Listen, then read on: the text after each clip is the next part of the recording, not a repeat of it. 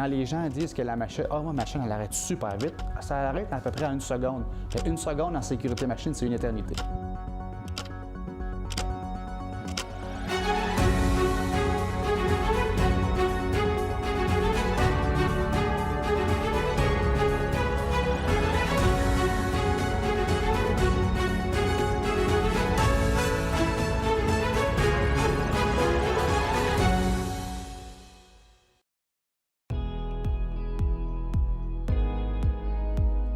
Bonjour tout le monde, bienvenue à cette deuxième capsule vidéo sur la sécurité machine.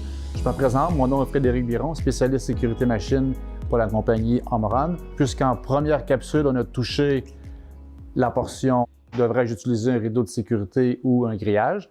Alors maintenant qu'on sait qu'on doit utiliser un rideau de sécurité, si vous avez une application ou une machine qui a des projections de pièces, donc cette projection de pièces ne sera jamais protégée par le rideau, c'est-à-dire que la pièce, ça va être projetée. Oui, elle va traverser le rideau. Oui, ça va arrêter la machine, mais la pièce va peut-être me frapper ou me blesser ou m'envoyer quelque chose dans les yeux, même si je porte des lunettes ou peu importe. Donc, il faut faire attention à est-ce que mon application a la projection de pièces.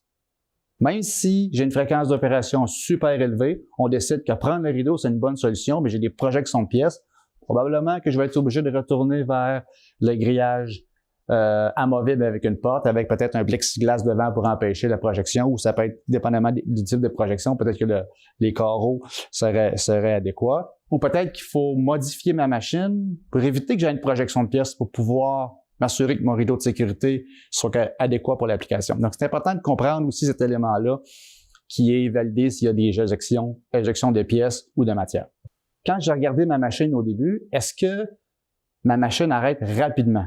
Si ma machine prend du temps pour arrêter, ça risque de pas être une bonne situation pour prendre le rideau de sécurité. La raison est simple, c'est que le rideau ne m'empêche pas physiquement de me rendre à la machine comme un grillage fixe où là, je dois ouvrir la porte ou fermer la porte. Le rideau va me laisser me rendre directement au danger ou à l'accès que j'ai besoin d'avoir. Alors, tout ça pour dire que la machine va arrêter en fonction du temps de réaction du rideau, le temps de réaction que la machine arrête, le temps de réaction du relais de sécurité, le temps de réaction des contacteurs. Donc, tous ces temps de réaction-là ensemble ont un impact sur est-ce que mon rideau, c'est une bonne solution ou pas. Pourquoi? Parce que quand j'installe un rideau de sécurité, je dois faire un calcul de distance de sécurité qui va me dire, bien là, si ton danger il est là, qu'est-ce qui justifie que j'installe mon rideau à une distance ou l'autre? C'est pas aléatoirement, puis c'est pas non plus installer un endroit où il fit bien sa machine-là, je vais l'installer à cet endroit-là. Quand on fait le choix d'un rideau, bien, il faut faire attention aux projections possibles qui pourraient arriver dans une application, ce qui pourrait nous limiter là, dans le choix du rideau ou de ce type de technologie-là pour se protéger. Le point que j'aimerais rapporter là, pour comprendre les différentes considérations, c'est important premièrement de voir l'application, de comprendre l'application pour faire l'appréciation du risque. Et la raison pour laquelle on fait l'appréciation du risque, c'est savoir quels sont les risques initiaux et qu'est-ce que j'ai besoin de faire pour le protéger.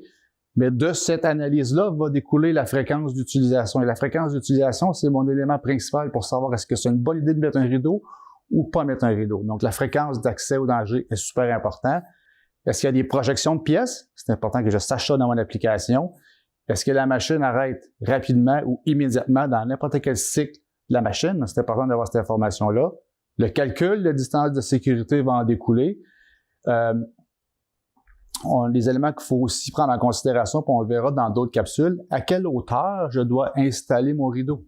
Est-ce que je dois installer mon rideau à cette hauteur-là ou à cette hauteur-là? Puis à quelle distance du sol je dois l'installer? Donc, ça, c'est des éléments qu'on va voir éventuellement sur d'autres capsules qui nous permettent d'expliquer, oui, on a choisi les rideaux, oui, c'est la bonne solution, mais à quelle hauteur du sol et à quelle hauteur maximum que je dois l'installer.